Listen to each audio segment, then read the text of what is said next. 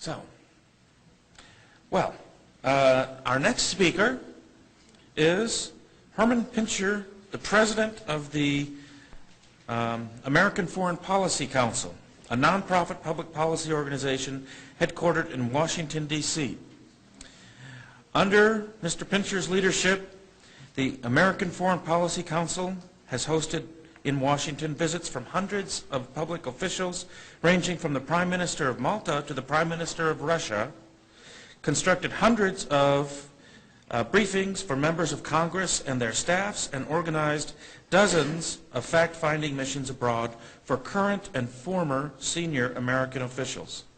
Their publication program includes sponsorship of numerous articles, monographs, and books, including in recent years items that have appeared in the Washington Post, the New York Times, the Financial Times, the Wall Street Journal, in both the European and Asian editions, among other prominent newspapers and magazines. And during this period, AFPC scholarly articles have appeared in such scholarly journals as the National Interest, Current History, Middle East Quarterly, Problems of Post-Communism, and the Journal of Economic Security Affairs. And today he is here to tell us about how international events are influencing our economy here in the United States. Would you please welcome Mr. Herman Pirchner.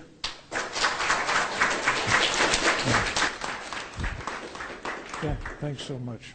Oh, I have a very Austrian name that's sometimes difficult to pronounce, but we call it Pirchner, just for anybody keeping track. What a great presentation Tim gave. You can see why he's in demand around the world. You know, just such useful information and such solid figures. There's nothing at all flaky about the presentation, and I'm sure he's quoted and will continue to be quoted in many places. When he talked about unsustainable figures, it called to mind a question that was asked last night by Mr. Valentine. He said, you know, when will the straw break the camel's back? When do you reach the tipping point where these unsustainable figures lead to some real catastrophe? That started me thinking about a meeting I was in Washington in September with the senior staff leadership that were attached to various members of the congressional leadership. And it wasn't a big meeting. The presentation was being given by Richard Rahn, which some of you may know. He was formerly the chief economist of the U.S. Chamber. And he was exploring in lesser detail some of the figures that Tim raised. And, you know, he was trying to implore the congressional officials to do something because we don't really know where the edge of the table is. We don't really know where the breaking point is. But if we reach it, things could spin out of control in a way that they couldn't be brought back. And up stands an aide to a senior leader of Congress, whose name you would know, but I won't repeat.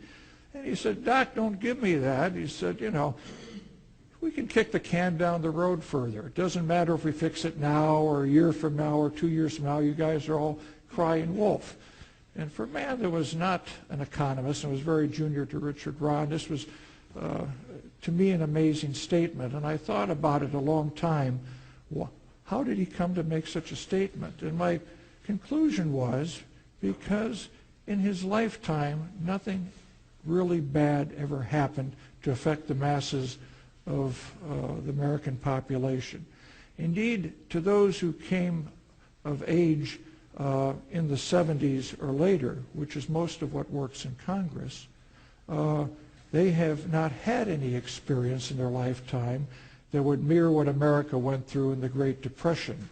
The Hoover bills, the soup lines, the economic hardship felt by most Americans.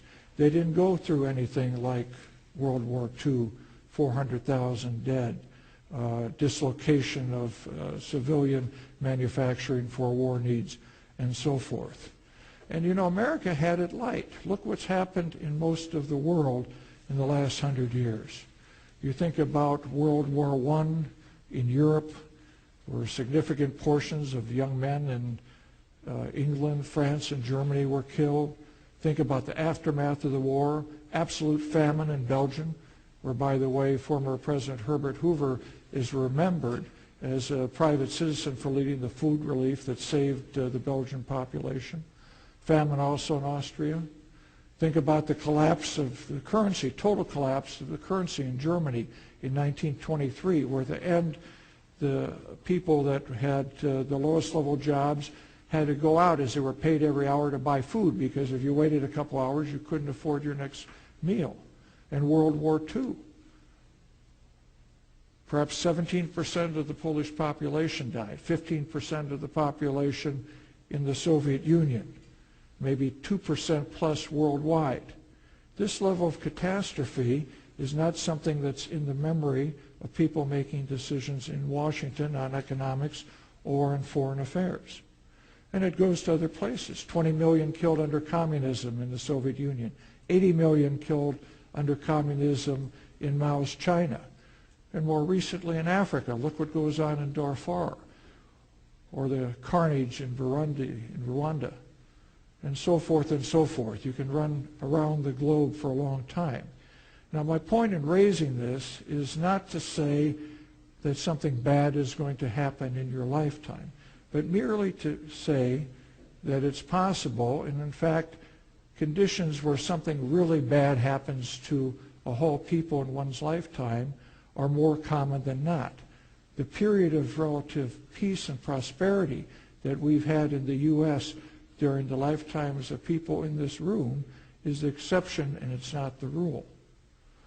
So my presentation today is going to talk a little bit about parts of the world that trouble me. And if we don't muddle through, and we may muddle through, the parts of the world that may cause difficulties that will affect the lives of people in this room. I'm going to begin with a story that's going to seem a little bit off message, but if you bear with me, I think you'll understand why I raise it. The story has to do with Detroit in the early 60s. It has to do with the circus. In those days, the greatest high wire act was a group called the Flying Wallandas. They headlined Barnum Bailey's circus. And they had this unique stunt where they did a 7-man pyramid. There were 2 people with a bar between them, and somebody stood on that bar. And behind them were 2 more with a bar between them, somebody staying in the bar. The 2 people on top, a bar between them, and the 7th person, a woman, at the top balanced on a chair. And they did this without a net. Incredibly dangerous, because if one began to lose the balance, the effect is geometric, and they all lost the balance. And after doing this for decades, the inevitable happened, and in Detroit, they had the fall, and some were killed. It was the front page of every newspaper in the United States. It was the lead story on every electronic broadcast in the United States, TV and radio. Afterwards, they came to my hometown of Cleveland, and what was left of the troupe performed. Afterwards, back in the dressing room, a young Herman Pirchner, that's me, happened to be there because my father knew Wallanda. And I asked him, I said, well, why do you go back up there? And he looked at me and he said, you know, for me, life is on the wire. Everything else is waiting. And, you know, there was something he got from whipping the fear one more time, from getting the applause that he couldn't get anywhere else. He lived for that moment. Probably like Tiger Woods lives for the Masters Championship or any major championship. Maybe like an entrepreneur lives for his initial public offering or starting a new venture. A central fact we have in today's world is there are a body of jihadists who get that thrill from being part of a movement that thinks they will be rewarded by God for doing acts that include the killing of innocents. They can celebrate as a godly act the carnage that came from the World Trade Towers or from the suicide bombings worldwide. It's an enormous problem, and it's one that's going to stick with us the remainder of our lifetime. Now, of course, this does not represent in any way, shape, or form the entire Muslim world. You're looking at 1.6 billion Muslims, the large majority of which want only to live better, do better for their families. They're spread all over the globe. But the countries where the population is may surprise you. You look at Indonesia, 204 million. Pakistan, up here, is 178 million. India, 177 million. Bangladesh, 148 million. Turkey, 74, and so forth. Most of these people are not in the Arab world. And the amazing thing about the Muslim world is the great diversity. People that practice Islam in Indonesia do it in many ways a very different way than those in India, than those in Turkey, and even in the Arab world, enormous differences between Saudi Arabia, Tunisia, Libya, or Morocco. But if the masses of the Muslims practice in very different ways and have different variations of their religion, there is a lot of similarity between the fanatical movements in all those countries. And they exist everywhere. Wherever they are, there's deaths. So if you're in Thailand, it's the pesky Buddhists that are being killed, almost 1,000 a year. If it's Nigeria, it's the Christians. In Iran, it may be the Baha'is. And if you're in a country where there are almost no non-Muslims, the most fanatic go after the deviant Muslim sects. So if you're a minority Muslim sect, you may be attacked in Pakistan. How many of these people are there? You know, if you're 1.6 billion people, Muslims, 10% would be 160 million. 1% would be 16 million. Now the number is bigger than that, but even if you have 16 million, and you think about how many people it took to commit the terrorist acts in the World Trade Center, you understand it's an enormous, enormous problem. It's a problem, in fact, that is much bigger than the problem of communism was. Why? You know, communism promised utopia on earth. And in the name of this utopian dream, the mass killings were organized. As we mentioned, 20 million in the Soviet Union, 80 million in China, more in other communist countries. But the time came when the Soviets had the 20 million dead, and the sons and daughters of the elite and members of the elite traveled in the West from time to time, and they understood they had no utopia, but they had 20 million dead. The same with China. And when that happened, the utopian idea collapsed. And when the idea collapsed, the mass killings were no longer possible. When they were not possible, fear went. When fear went, the system collapsed in the Soviet Union and morphed very, very dramatically in China. But what happened when bin Laden died? If he went to Allah and Allah said, eternal damnation, you heretic, everybody down here on earth thinks he's being rewarded. That started of this extreme persuasion. So how then does one begin to break this idea? Because there's no end to it until those people are regarded as heretics and don't think they'll be rewarded by killing innocents. This is something that can happen, of course, only from in the Muslim world, because if you're a Jew, a Christian, a Hindu, a Buddhist, you have no standing in a theological argument that wages within the Muslim world. And we really are witnessing a civil war. Most people killed by terror and killed in this theological argument are Muslims. They suffer far worse than any other religious or non-religious body of people. Now, what is this theological argument that's driving all these things? And it's very complicated, so I'm going to reduce it to the theological argument within the Sunni world, which differs some in the Shia world. But in the beginnings of Islam, there was a group called the Mutazilites that held sway. The Mutazilites believed, maybe as Jews and Christians would, that God gave man reason to know God better. So they would read the ancient philosophers. They would practice science that was known at the time. Indeed, during the dark ages of Europe, they kept alive much of modern learning. But gradually, over 200 years, they were replaced by a different school of thought, the Asherites.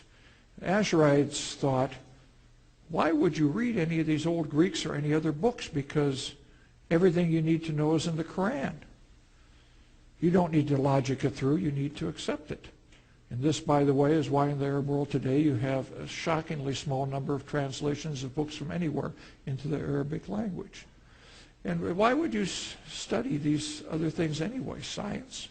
That's why madrasas in Pakistan and other parts of the world teach memorization of the Quran, but no other skills to prepare people for a modern life. The Asherites in the more extreme form would even reject causality. They would say, well, water doesn't freeze because of some scientific principle. It doesn't freeze because it's 32 degrees. It freezes because Allah wishes. And when Allah doesn't wish, it doesn't matter if it's 20 below. It won't freeze. Well, the tragedy today is, to varying degrees, this Asherite school continues to hold sway to varying degrees in Sunni Islamic centers of learning, and you can see its effect on the Muslim Brotherhood, certainly on the Salafists in Egypt, Wahhabis in Saudi Arabia, and until that ideology is replaced, the violence and the struggle within the Muslim world will continue to spill over and affect lives here. And maybe I will now go and talk about some specific countries and what this means in practical terms for the United States. I'll start with Iran. Iran is, in some respects, the most pro-Western country in the Middle East. But the people that are pro-West, the younger people that are against the mullahs, don't have the guns. So it doesn't matter that they're arguably a majority. It matters that the more fanatical people control the course of Iran. And the most fanatics of the fanatics control the nuclear program. They are millennialists in orientation. That means they believe Armageddon is going to come and that they may have an historic responsibility to jump-start it. And when Armageddon comes, their equivalent of their savior, their 12th Imam, will come from a well and will lead their faction of Islam to victory over all else. Seems fantastic, but this is the theology of people like Yazdi, who's spiritual mentor of Ahmadinejad, and others. Well, what does that mean? It means that if you sit in a Sunni state which feels threatened, like Saudi Arabia or Jordan, you feel threatened, not only because of the hostile Shia ideology, but because of memories of the Persian Empire. And you think, well, if Iran gets the bomb, then I better get it. And where would they get it? They'll probably get it from the fellow Sunni state, Pakistan, which has talked about sharing their nuclear technology. What does that mean for people here? If in an unstable part of the world you suddenly have widespread nuclear proliferation, are we so sure that these countries would not launch a nuclear war? And if that happens, what happens to oil production? What happens to nuclear fallout? It has ramifications to us in that regard. It could spin off in other ways. If Israel decides to attack Iran, or Iran attacks Israel first, the U.S. will be drawn in because Iran will not believe that we're not involved. If Israel makes an attack, Iran won't believe we didn't give them the go-ahead, even if we didn't. And if we're attacked, we will become involved. And we're not just talking about American bases in the Middle East. Iran has worked very hard to have a presence in Latin America that, in addition to running guns for money and money laundering through Venezuelan and other banks, they have thought to set up a terror network in the U.S. to be used as an asymmetric response if there was ever fighting. Iran is a problem. And we've passed the point where there are easy answers because there was no will to do anything when there was arguably a better chance of getting something done. And what about Pakistan? within the Muslim world. They already have a very big nuclear arsenal. Is it secure? Are we sure the fanatics in Pakistan, the people that would hide bin Laden, who would support bin Laden and the Taliban, are we sure these people have not sufficiently infiltrated the army to make a grab at a nuclear weapon at some point? And if they make a grab at a nuclear weapon, will it go to the terrorist, and where will that bomb be used? Or short of a bomb, what about enough nuclear material for a dirty bomb, something that also could come out of Iran? The fragility of the Pakistani state and the total anti-Western attitude there is of concern. You may have missed it, but you had a relatively progressive minister in Pakistan not so long ago that spoke out against the execution of a woman who insulted Islam. He was assassinated, and his assassin was celebrated as a hero. This is the attitude within Pakistan. It's dangerous.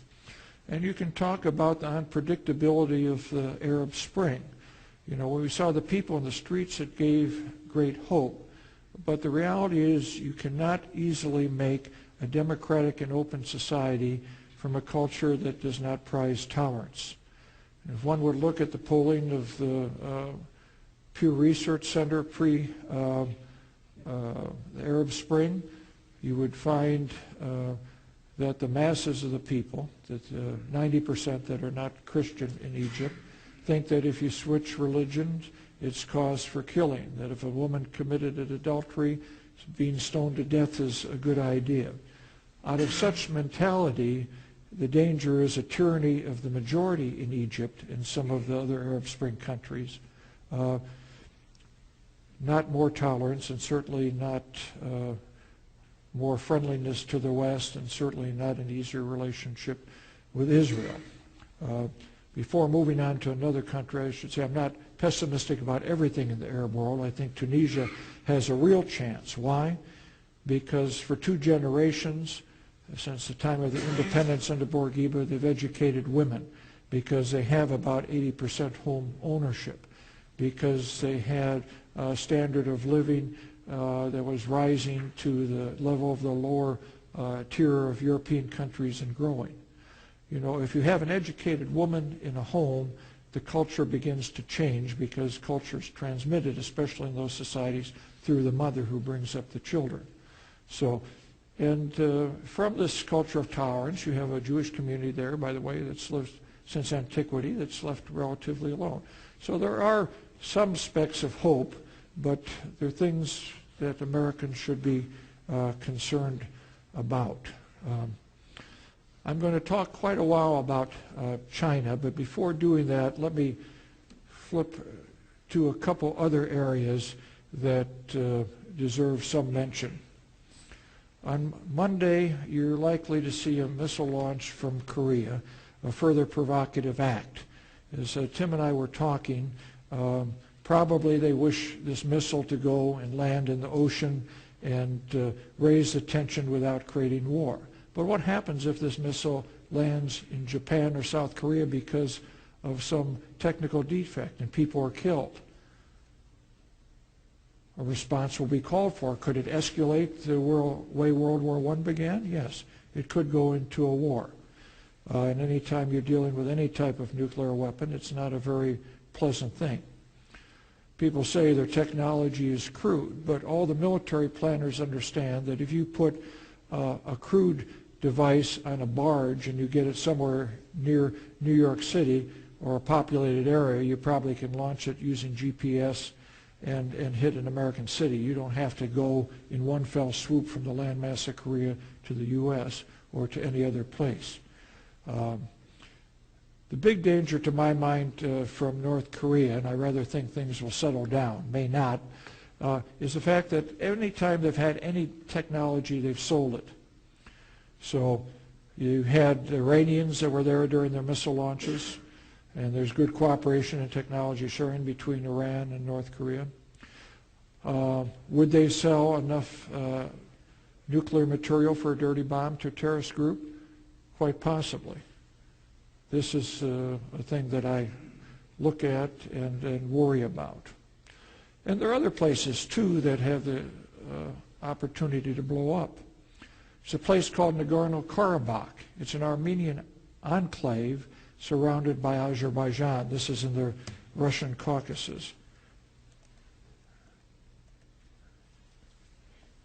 So, over here. It's very close to war right now. We had a senior fellow at the American Foreign Policy Council, Wayne Mary, just came back and gave congressional testimony on that. They fought before, and the danger of this little war in a far-off place is that it may involve ultimately Turkey, it may involve Russia, and it could involve Persia. It has the opportunity to bring in other people the way the assassination of an obscure archduke in Serbia triggered World War I. There are a lot of little places like this that could be flashpoints that could morph to things that we don't expect. And there are probably some I'm not and nobody else is thinking about that can come out of nowhere, the way the street vendor's suicide triggered the Arab Spring. Syria, of course, where does that go? You now have a situation where the regime has hung on to the point where if they lose control, there's going to be a bloodbath. You have a situation where if the Assad regime falls, there's no guarantee if fanatics gain control or do they not gain control. And if Assad starts to go, will the Iranians choose to step in to protect their ally? If the Iranians step in, what will Israel do? And what will the Sunni Arab states do, who are, of course, supporting the opposition to Assad? Another explosive thing that whose disposition cannot be fully discussed. Now let me talk a little bit about China. If you study China, you're going to hear a lot good and a lot bad, a lot encouraging and a lot depressing. And the irony is, maybe it's all true. When Americans first started going into China in the 70s, there was only a 2-lane road between the airport in Beijing and Tiananmen Square. And if you saw a car, it was not the usual thing. They were mostly on bicycles. People landing at the airport almost didn't see other planes. The ones they saw were parked. There's no traffic in and out. The story told me by Bud McFarlane, who was with the first Kissinger message. In 1994, when I started the first of my at least annual visits, you still had more bicycles on the roads in Beijing than you had cars.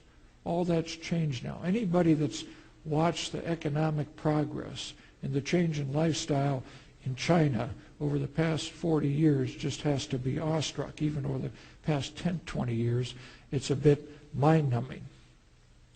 But with progress that rapidly also comes a degree of social instability.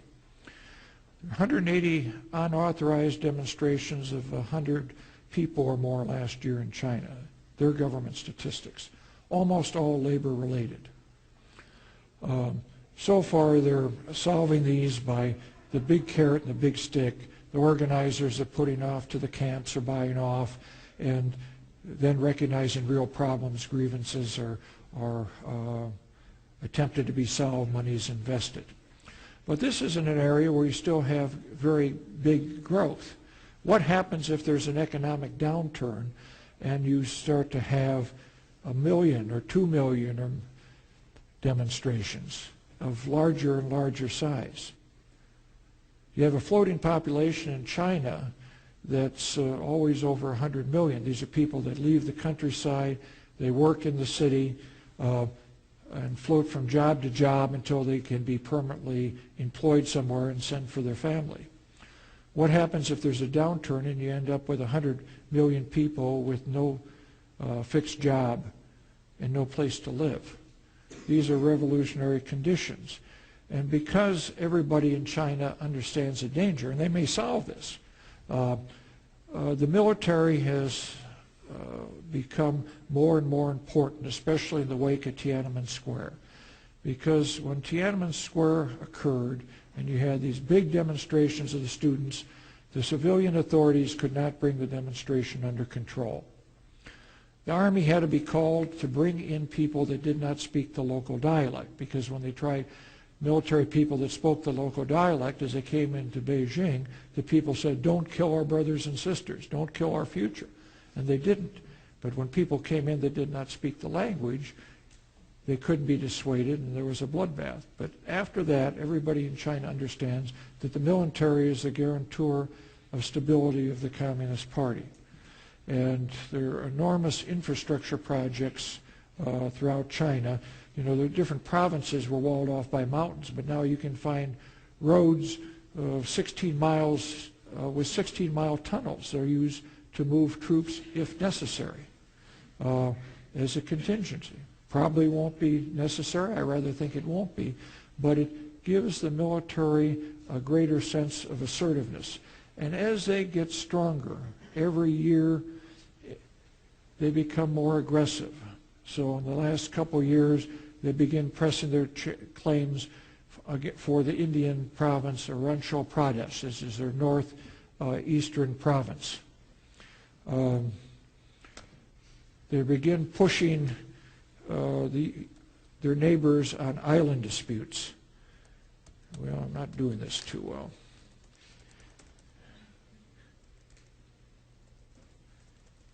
Well, here we are. These are the disputed islands. China is claiming territory that is claimed by Japan, by the Philippines, by Brunei, by Vietnam. And if you look at the historical claims, a lot of them are more solid than others. To some degree, it's simply a land grab where there's no real solid historical right to these areas. Why are they attempting to grab? Maybe just because they can. Maybe it's because of the oil underneath, or maybe it's because they wish to push the U.S. out of Asia. Because if we're seen not to be able to protect the territorial interest of allies like Japan or the Philippines, then the lesson will be learned by the Philippines and Japan, and they will begin to cut their trade and other deals with China in a way that will not be to our advantage. But the biggest danger, if danger comes in China, will be from their insistence that 200 miles from their coast should be treated as territorial waters. That's an economic zone under the law of the sea treaty, but they want to treat it as territorial waters. Specifically, they would say that no U.S. warship, no surveillance ship should come within 200 miles of their coast. For us, this runs contrary to hundreds of years of freedom of the sea. And the U.S. doesn't have any give on it, and so far China has no give on it. And this is an area that could bring confrontation and trouble directly between the U.S. and China, and is a matter of concern. Now, in many ways, you can be hopeful about China. And if you're hopeful about China, you look at the young people, sons and daughters of those that rise, the very talented, find ways to be educated in the West. They speak the English, and they've never been afraid to speak their mind within reason in private quarters. They can surf the internet when they're abroad. When they get to be older, it's hard to imagine when they take power that they will have the same restrictions on information and civil liberties that you see in China today. But the problem of this generational rise of the hopeful Chinese, which are those in politics and commerce, is, to my mind, somewhat balanced by those in the military, because they're not sent abroad, and they become more insular, and they are less comfortable with attaining things through the non-use of force. And therein lies the balance, and not even the Chinese know how it's going to turn out. It bears watching. We certainly have to encourage. We have to, especially those people that are in economic life, the more power they have, the better off we are. The more power the military has, especially in the short run, the more dangerous it is. And if one has any doubt, there are translations of Chinese military journals, and if you read them, you can understand the hostility and the contingency plans to be taken against U.S. and other Western interests. It's a quick jump across the world. We haven't talked about a number of places, but maybe I'll stop and talk about any part of the world you want to talk about, if I've raised it or not. For questions. Yes.